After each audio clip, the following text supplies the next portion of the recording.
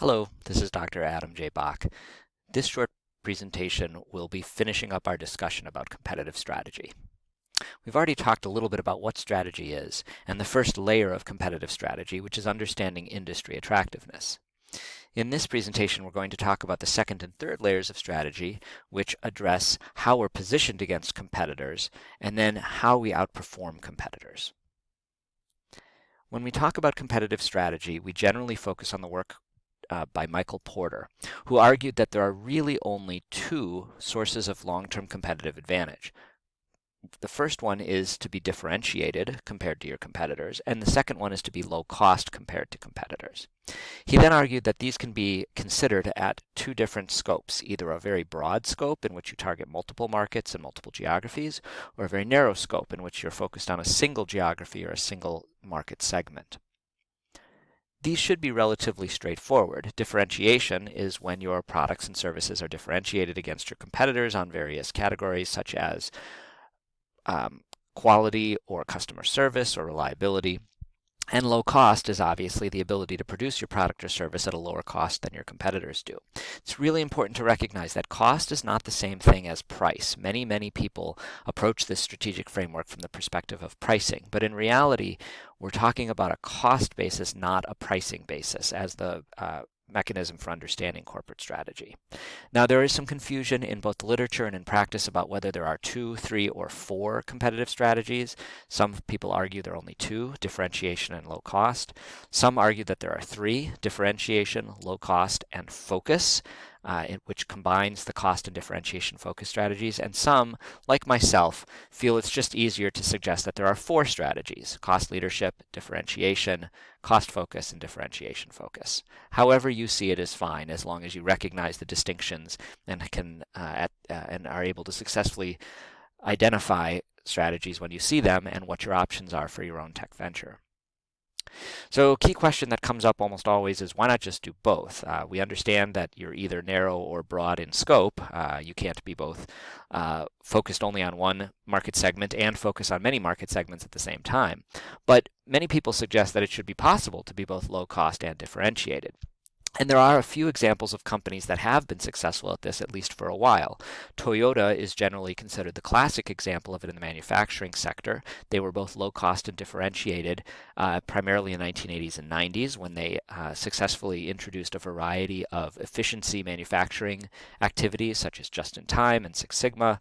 But those were eventually copied by many other car manufacturers, and that combination of low cost and differentiated status has now been lost. In the current era, there are examples of companies who've managed to do both, primarily because they're able to exploit very significant economies of scale and network effects. The dominant example of that, in my opinion, is Google, whose online advertising system is both low cost and differentiated. But this is generally not a good way to compete. And the reason is because when you try to do both, you are vulnerable to being outcompeted by organizations that are focused on one or the other and are then able to do it better than you. This is one way to think about it. As you generate profits, you have to make decisions about how you're going to reinvest those profits. For example, if you're going to try to be both differentiated and low cost, you're presumably going to try to invest in both R&D to continue to be differentiated compared to competitors and operational efficiency in order to maintain your cost status. But other companies who are choosing to only invest in one or the other should, in theory, be able to surpass you on that particular metric. So if one of your competitors is only investing in R&D, then presumably their products will ultimately be more differentiated than yours, and they'll be able to distinguish themselves in the market and charge higher prices, which will generate higher profits and allow them to then continue to become more differentiated. On the other hand, companies that focus on investing in operational efficiency will eventually reach better efficiency than you do because you're splitting your investments, and they should then become lower cost than you are. That will enable them to either lower their prices or increase their profit margins, which will help them become even more operationally efficient. So in other words, organizations that do only one strategy have at least the potential to become more differentiated or more low cost than organizations that are stuck in the middle. We really see very few examples of companies that do both these strategies successfully. So let's just do some very simple analysis of this, right? And these are examples that you either can recognize or look up. When we think about a company like Walmart, it should be immediately obvious that this is an organization that competes heavily on being low cost. And its primary effectiveness with this has to do with its logistics and operations that's allowed it to grow to economies of scale and provide products at a much lower cost than other competitors, which it then uses to lower its prices in order to increase its sales and generate further economies of scale. Clearly, Walmart is now at a very broad scope as the single largest revenue generator in the world. A company like Apple, on the other hand, is clearly differentiated. This is a company that prides itself now on producing products that are loved by its clients, that appear to provide higher functionality or more happiness, and Apple charges a significant price premium on its products. Apple's also very broad in scope, targeting international markets across a wide variety of products and services.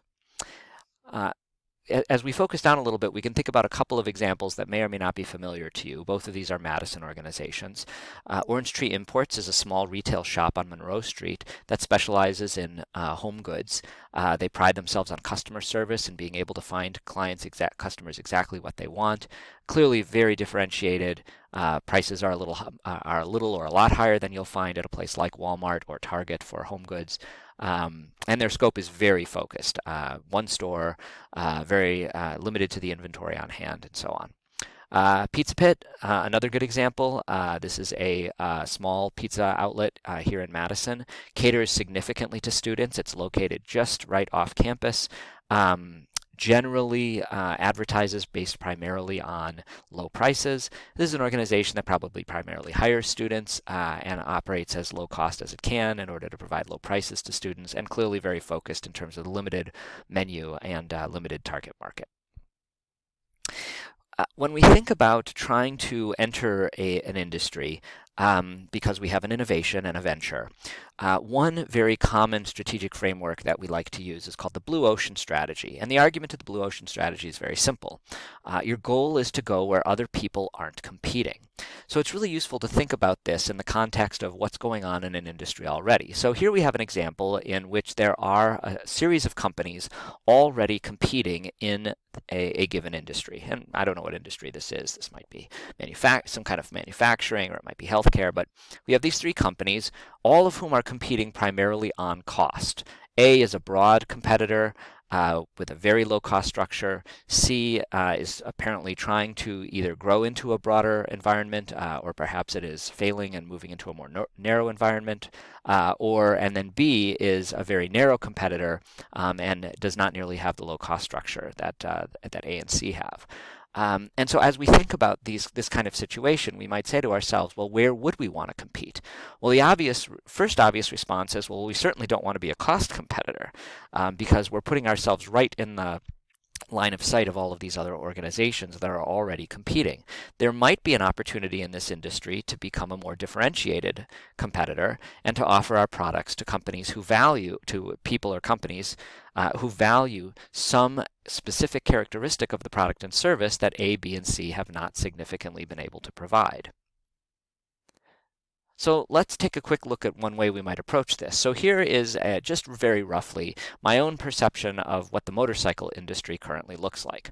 On the one hand, we have a company like Harley, which is relatively broad in terms of its product line and where it markets to, and it's primarily a differentiated competitor focused on brand and image. Things like the sound of the motorcycle and the comfort of the motorcycle. We have a series of Japanese competitors who I had a little trouble placing on this matrix because they do have on the one hand, they have a very broad product line covering cruisers and sport bikes and dirt bikes and so on. But where they are on cost and differentiation is not as obvious to me, and I ended up putting them all kind of in the middle. Very often they release bikes that look very, very similar and perform very similarly. Down at the far left, we have companies that are perhaps producing mopeds, and you might argue that that's a fairly broad market, but if in the context of the industry, they're focused on relatively small, low-performance machines. And clearly the focus there is cost, keeping the cost down as much as possible, targeting segments like students. And then we have some differentiation associated with companies like Indian and Triumph. who are providing slightly more specialized bikes, a relatively limited product line, and probably slightly higher prices. And so if we look at this, we might think, first of all, this is a relatively crowded space, obviously, and so it's not immediately obvious where we might want to compete. But the two obvious places where there doesn't seem to be much competition are broad cost competitors and narrow differentiation. And the problem with becoming a broad cost competitor is it's usually a very expensive place to compete because the primary mechanism for becoming a broad cost competitor is economy of scale. And that's hard to achieve until you're actually already operating at a fairly significant volume. And so if we were thinking about starting a motorcycle company, a more attractive place to get started might be trying to figure out how we could generate a fairly narrow product line that would be unusually differentiated and perhaps appeal to very specific niche markets that aren't being addressed right now. And one of my favorite examples of a highly differentiated, narrow competitor in the motorcycle space is a company called Confederate. It's actually changed its name now. It's called Curtis Motorcycles. But for about 15 years, Confederate was producing some of the most interesting motorcycles on the planet. And I'll show you one along with its list price, and I'm pretty sure you'll see what happened here.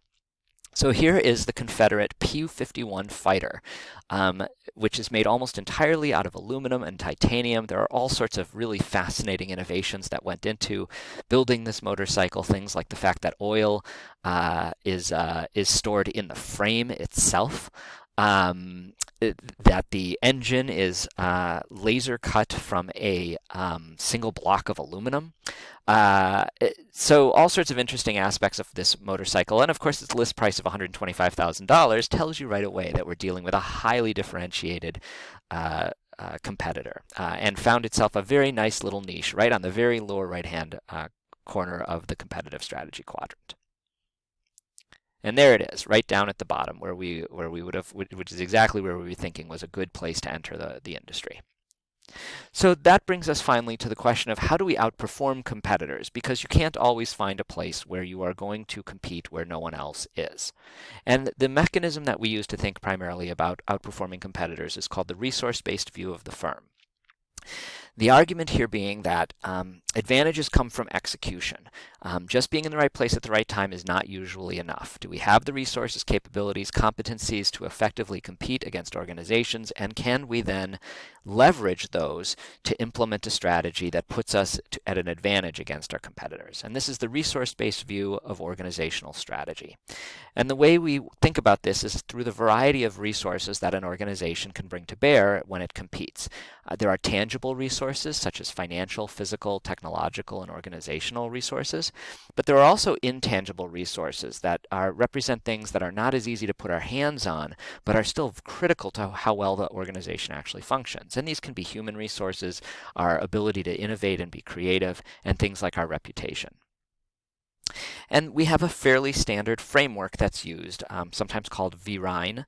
It's a truly unfortunate acronym, but it is what it is. This is the way it's normally explained, in which for each resource or capability we ask, is it valuable? Is it rare? Is it inimitable? That means, is it difficult to copy? And non-substitutable, that means are there no substitutes or alternatives out there? And is it exploitable by the firm? And as we go through this, we can see that the more of these attributes that any given resource or capability confers, the better the advantage. And so resources that are none of these characteristics are not particularly advantageous. And in fact, if that's all we have, we are quite likely to be at a disadvantage to competitors. Whereas having some of these can lead to a potential or a temporary advantage, and it's only when we really have them all that we have the potential for a sustained advantage over time. And that's what our real goal is a long-term sustainable advantage. So here's a quick analysis. These are just my opinion based on very limited data and my common sense. But we could do this for an organization like UW-Madison, and we might pick out a series of resources that we want to evaluate, things like brand, its location, the facilities that it has, and the key leaders and scientists that work here. All of these are probably valuable in one way, shape, or form. So we have a nice starting point. But not all of them are really rare. The actual facilities that the university uses, although some of them are pretty specialized, are accessible to almost any other major research institution. Teaching facilities, administrative facilities, scientific facilities, laboratory facilities. Some of them are more rare than others, but broadly speaking, almost anyone with a reasonable amount of money would be able to replicate the various facilities that are available. Inimitable is where things get a little more interesting. So the brand can't easily be copied for a couple of reasons. One, because everybody knows Wisconsin, and two, because Wisconsin has things like trademarks and potentially copyrights on some of its branding and images. And so it would be illegal for people to try to use that branding to their advantage. The location's a kind of an interesting question. Certainly no one else is going to be able to build a university right here on the lakefront inside of the capital of Wisconsin. But that doesn't mean there aren't other lakefronts and other capitals to work with. So our perception of whether this is inimitable or not is going to have to do more with how far afield we're looking for competition.